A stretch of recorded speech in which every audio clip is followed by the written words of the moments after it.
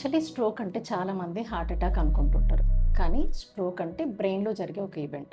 Heart attack అనేది ఎలా సడెన్‌గా వస్తుందో, ఈ బ్రెయిన్ స్ట్రోక్ కూడా అంతే సడెన్‌గా వస్తుంది కాబట్టి దీనికి బ్రెయిన్ అటాక్ అనే పేరు కూడా ఉంది. ప్రపంచవ్యాప్తంగా యాక్చువల్లీ నలుగురిలో ఒక్కరు ఈ స్ట్రోక్ బారిన పడే అవకాశం ఉంది. Stroke actually 2 types. ఒకటి ischemic stroke, second is hemorrhagic stroke. Ischemic stroke చాలా కామన్. ఇది more than 87% of total strokes. ఈ ఇస్కెమిక్ స్ట్రోక్ రావడానికి మెయిన్ రీజన్ బ్రెయిన్‌కి సప్లై చేసే బ్లడ్ వెసల్ బ్లాక్ అవుతే వచ్చేదే ఇస్కెమిక్ స్ట్రోక్. ఫర్ ఎగ్జాంపుల్, మన ఇంటికి సప్లై చేసే పైప్ లైన్ ఏదైనా స్టోన్ వల్ల కానీ, ఏదైనా చెత్త వల్ల కానీ బ్లాక్ అవుతే మన హౌస్‌కి వాటర్ సప్లై అనేది ఉండదు. సిమిలర్లీ బ్రెయిన్ బ్లడ్ వెసల్ కూడా ఇలా బ్లాక్ అయిందనుకోండి, ఆ బ్రెయిన్‌కి బ్లడ్ సప్లై, ఆక్సిజన్ సప్లై ఉండకపోవడం వల్ల ఈ ఇస్కెమిక్ స్ట్రోక్ వస్తుంది.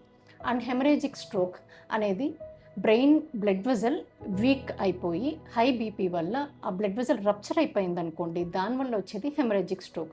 ఫర్ ఎగ్జాంపుల్, అదే పైప్ లైన్ వీక్ అయిపోయి సడన్గా బర్స్ట్ అవుట్ అయితే మన ఇల్లు మొత్తం వాటర్తో నిండిపోతుంది.